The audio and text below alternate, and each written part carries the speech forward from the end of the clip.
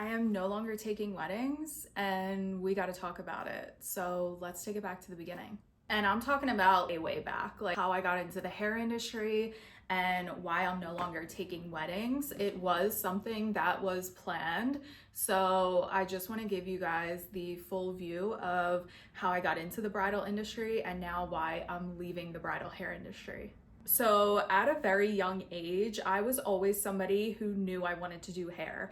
I wasn't the person who didn't know what I wanted to do when I got out of high school or when I got out of middle school. So way back, I vividly remember putting every single butterfly clip available in my hair and showing up to school. And I remember in 7th grade, I won best hair and I was like, set, I'm going to cosmetology school. So I went to cosmetology school always with the intention that I was going to work at a salon.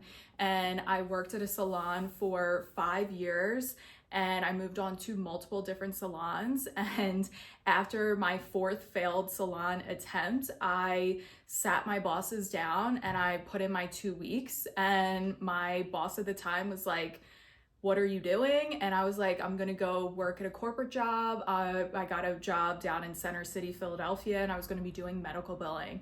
And I was gonna be working the 9 to 5, corporate girly vibes. And my boss was like, you gotta do what you love, man. You gotta do what you love. The biggest thing in the hair industry. And I was like, I remember after that conversation sitting in my car and telling myself, you're replaying what she was saying to me, you gotta do what you love. And I was like, the fact was, what I love wasn't bringing me in any income. So I had to leave. I had to go with something that was more safe and secure. And I went into medical billing. After believing that this is who I was meant to be, I was meant to be a hairstylist, I felt so disappointed in myself that I wasn't able to make it a financial success for myself because I was always stuck shampooing. I was never able to level up and get the assistant role. I was never able to build a book, and it made me really sad and it made me really angry. And at the time I had moved out of my house and it was the very first time that I was living on my own. So I wasn't able to financially support myself shampooing anymore, and I didn't see myself going anywhere as a colorist. And I was 23 at the time, and I thought, if I'm not making it as a colorist, I don't deserve to be a hairstylist. I don't deserve to be in this industry. So peace out, I'm gonna go into another industry. So that's when my journey at my 9 to 5 began. And I worked behind a desk every single day. I would get on a train at 4:30 in the morning. I would go down to Center City and I would sit behind a desk for about 8 hours, and I wouldn't get home until 4:35 p.m. at night. And I did this for about 5 years.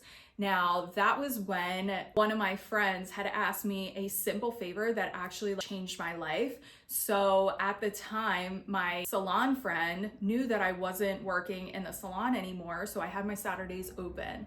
She had just started working for a wedding hair and makeup team, and they needed help on a wedding. So she asked me the simple favor of helping out on that wedding day, and I was like, sure, I love doing updos. I was always the one in salons that loved doing updos. Everyone else was a color girl, and I loved doing the updos. So I went and I helped her on this wedding, and it was down in Center City. We were working at the Ritz-Carlton. I thought it was the coolest thing in the world. It was very new at the time. This was 2013. So it wasn't a big thing to be in the bridal world, the wedding industry for hairstylists and makeup artists. You were still getting ready in salons. So I was like, wait a minute, we're going to their hotel. We're going to the Ritz-Carlton. This is so cool. And I just thought it was the funnest thing in the world that you could go to different places every single day and you weren't stuck behind the chair and it wasn't coloring. And I thought, this is insane. I thought I didn't deserve to be a hairstylist anymore, but I can do hair and it's not color. And I felt so passionate about doing updos, about being in the bridal world, and it was like a whole new world for me that I didn't even know about. It was like it fell on my doorstep. I had no idea this ever even existed.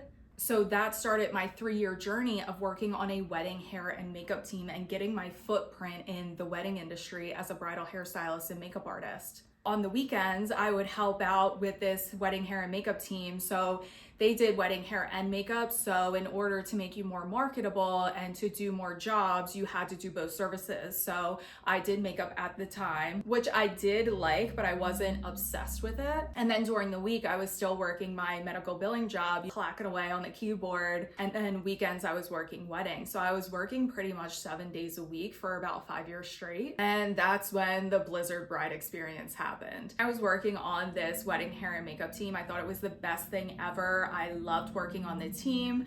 And then it was a major blizzard, about 26 inches of snow outside. And it was the first and only time where I couldn't make it to a wedding. We're not gonna get teary-eyed. I still get upset talking about it. We're not gonna get teary-eyed and cry about it. But I couldn't make it to her wedding because there was 26 inches of snow outside, and my boss at the time got herself a hotel room, but she wouldn't pay for anyone else. And it was another time in my life where I didn't have the finances to do something that I needed to do because I didn't have the money to buy a hotel room. So I wasn't able to show up, and I also wasn't able to get my car out. So I wasn't able to go to that wedding, and I cried for weeks straight, and I beat myself up so much over it. Like, I still get upset at myself today. I'm like, I could have.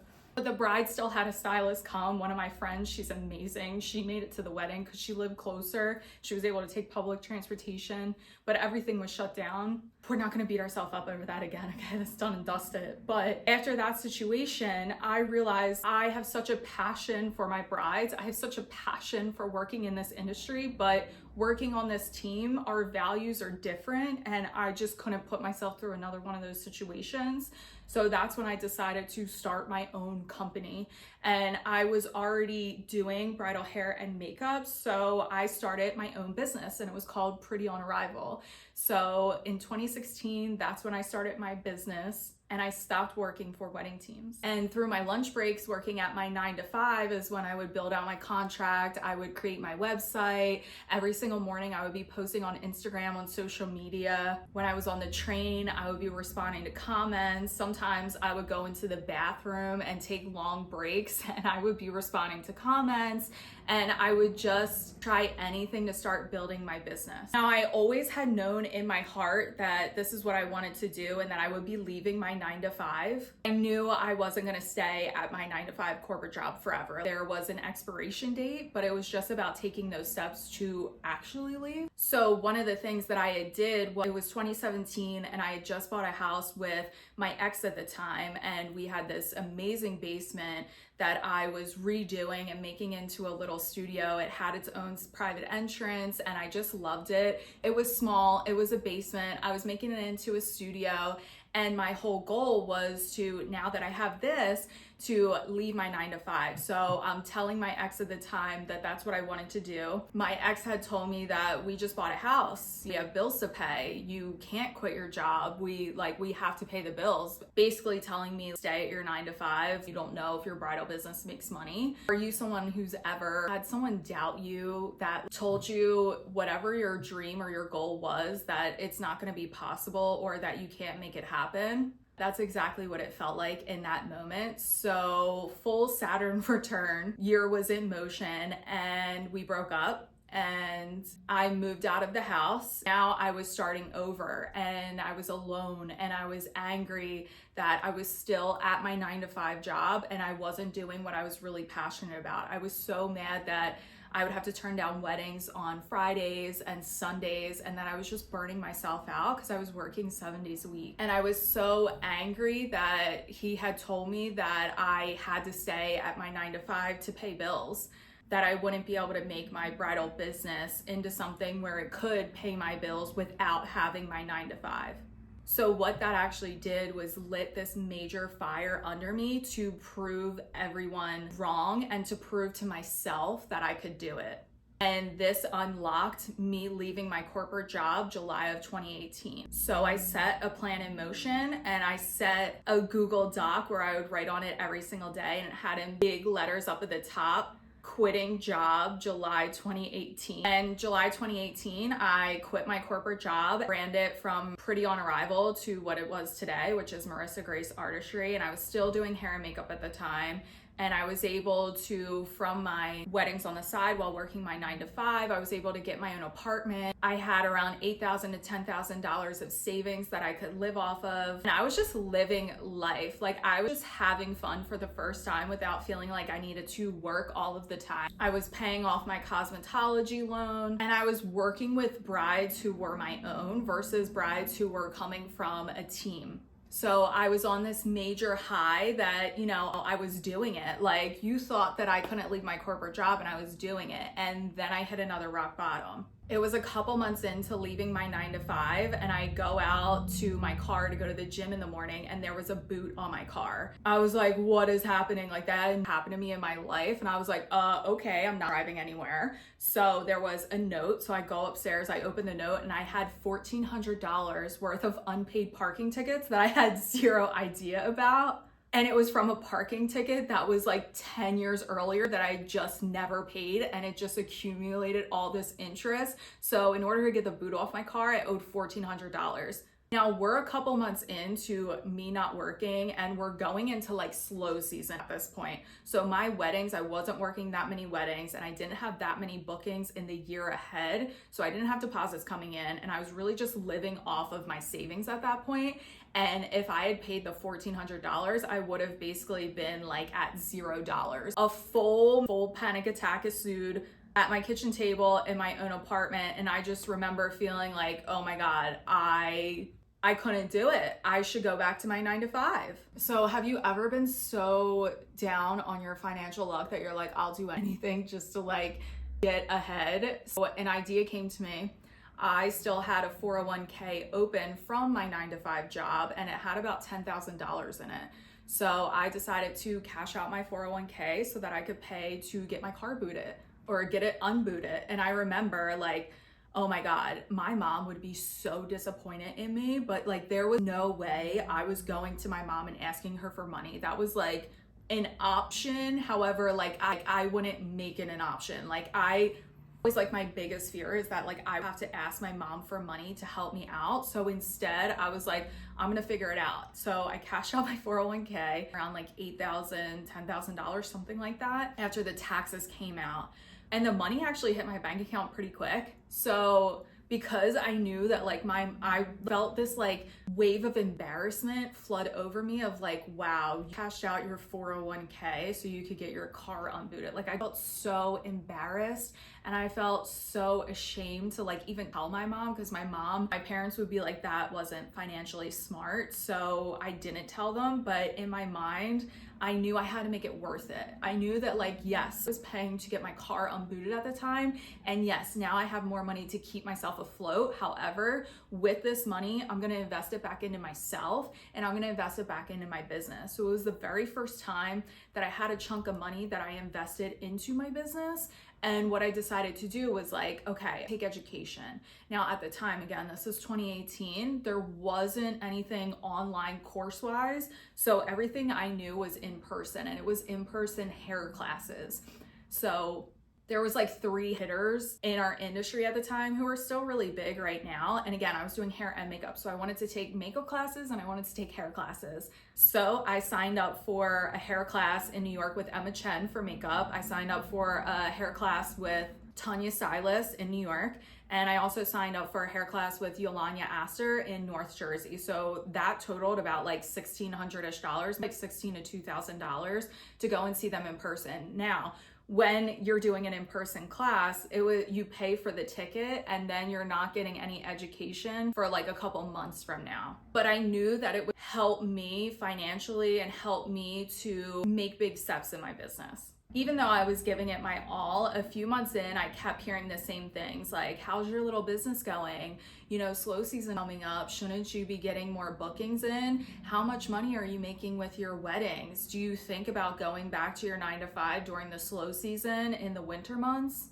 AKA have a backup, because you're betting on yourself and you don't know this is gonna work. And that's when I needed to take another bet on myself, because fast forward, COVID hits and all of my weddings cancel, and it was devastating. I, again, was in another situation where financially I didn't feel secure, because weddings at that time were still not coming in. I was only making like profit wise about $20,000 a year in my bridal business for the past couple years. So from 2016 to 2020, it was like 20K a year, 20K a year, 20K. I wasn't making money. So when COVID hit and all my weddings are canceling, I had my year set up to work about 40 weddings, and I was jobless and incomeless for about 5 to 6 months.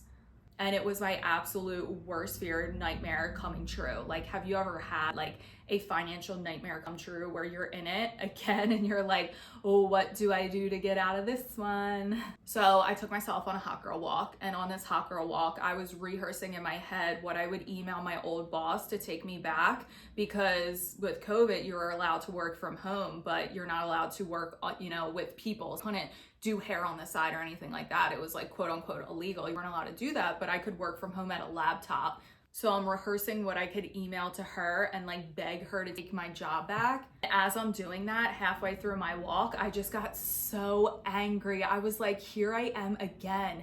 Like, my job is an absolute dumpster fire. I really thought I was gonna prove everybody wrong. I really thought I was gonna prove to myself that I can make my bridal business something. And I felt like I was doing everything. I felt like I was taking the hair classes, I was taking the makeup classes, but what I didn't have available to me was business classes. Like, I was taking all the steps that other successful people in my industry were doing. I had cashed out my 401k to do this, and here I am again with damn near $0 in my bank account, and not allowed to do weddings, no upcoming weddings. And here I am again, feeling like a total flop, like a total failure inside of my bridal business. And I was just so angry on that walk because I realized it was because I didn't know business, and that made me even more angry because I had been searching high and low for resources of like, how can I learn bridal business, but not just bridal business, like business for bridal hairstylists and bridal makeup artists, not a wedding photographer, not a wedding planner. There was stuff out there for them, but there was nothing out there for us. I kept asking myself, why wasn't it working for me? It was working for other people, it seemed like on the outside, but like, why wasn't it working for me? I was just so desperate for answers of like how to get brides to find me, how to get more brides to want to work with me, how to raise my rates, how to charge properly, how to make more than $20,000 a year, because like I knew it was possible, but just like, why wasn't it working for me? And that's when my anger lit another fire under me. I was like, at that moment, I had two options. I would take me back to my 9 to 5 and I can peace out and I can give up on my bridal business and I can say, you know what, this was just too much for me. I don't wanna handle all this risk. I would rather be at a safe and secure job and go back to my desk, right? Or I could say, you know what, I'm gonna actually give it my all and go 1000% into building my bridal business until I am so damn proud of it. And that took me on my social media journey because I chose option 2. I chose to not reach back out to my boss. I chose to put everything I had, all my effort, energy that I had, work with what I had to make my bridal business something. And I knew social media was a piece of more brides finding me. So I made sure that I went and learned every single thing about Instagram. Was I posting before? Yes, but I knew I could do it so much better. I wanted to make my content better. I wanted to post specific things that would make a bride want to book with me. And there was no way with this second chance that I was failing again. So with the absolute most nervous shaking hands, I started posting content that was so out of my comfort zone and so out of my norm, so I could start getting my brand more awareness, so I could start building my real brand, so I could start building demand for my services. I was posting and experimenting and taking a 30-day Reels challenge that led to my first 10K followers. And within those first 12 months of turning things around, I actually hit $150,000 inside of my bridal business. I went from earning $20,000 in my bridal business prior and earning only $38,000 in my corporate job to now hitting my first 6 figures, hitting my first 150K year, where I actually was able to take home and profit more than $100,000 after expenses. I was turning away so many brides because they were dying to work with me, that my books had books had 100 brides on it for one singular year. Brides would come into trials and they were like so excited to work with me, like an excitement that I never felt or heard from before. They were showing me my work instead of something on Pinterest. They were showing me stuff from my Instagram. I was averaging 12K months, and 4-figure weekends became the absolute norm for me. And stylists were wanting to take classes with me. Stylists were reaching out to take one-on-one lessons with me, and I didn't even have a studio. And this threw me into multiple 6 figures. Next thing I knew, I wasn't fearing slow season coming up. I was like looking forward to it, and 20K months became my norm. My calendar was full with brides booking me out a year in advance. I had to start setting up wait lists because I had so many brides reaching out to me. Within 1 year, I had 1,100 brides reach out to me and inquire for services. I had 70 brides sitting on a wait list for me, and on January 1st, I was able to book 15 brides in 1 day. And in January, for the entire month, I was able to book 30 brides in January. Like, my mind was blown. Bridal business had grown to multiple 6 figures. I had gone from making only $20,000 a year to making $20,000 in a month. And I was so ready to say, now I do what I love. I'm able to be the sole provider. I'm able to be having my bills always paid. I was just able to buy a $500,000 house with my little bridal business. And I finally feel like I do deserve to be here. I do deserve to be a stylist, even if I'm not a colorist. I was able to make $260,000 in one singular year solo, without having a team of other artists doing weddings without me, without running paid ads, without having a wedding wire account, all just by using Instagram. I had grossed over $500,000 in sales in just 3 years with my bridal business, just doing bridal hair. I grew my Instagram to 81,000 followers. I was able to generate over 20 million views on Instagram Reels and 23 million views on TikTok alone. And I've been able to teach hair to over 700 stylists in person and online. And I've been able to teach over 150 hairstylists and makeup artists on bridal education. And so here we are today. Here we are, but I need to take it back to that moment of 2020 when I was on that hot girl walk, when I was so angry that I didn't have any bridal business education. It set the fire under me that maybe I don't have the business worthy of teaching right now, but I'm gonna build it until I'm so damn proud of it. And then I'm gonna build the bridal business education that I believe we all should have, because it shouldn't feel this hard. It shouldn't be that hard. It shouldn't take someone 5 years like it did for me to hit their first 6 figures. If we had the directions, the steps in place, and the resources, it should be accessible for everybody. And so the past 3-4 years, that's what I've been doing, building the bridal business that I'm so proud of, and learning things about how to grow my business, how to scale my business solo without needing to have a team like I thought was the one shot of success. Like, you need to have a team, but it's not. And I've been able to learn so much about building a business, so that way I can finally share it with you. And it's always been my plan to step back from bridal hair, and I actually set up my year to work with less brides, so that way I can go and work more on building the programs for bridal business education that I know we need.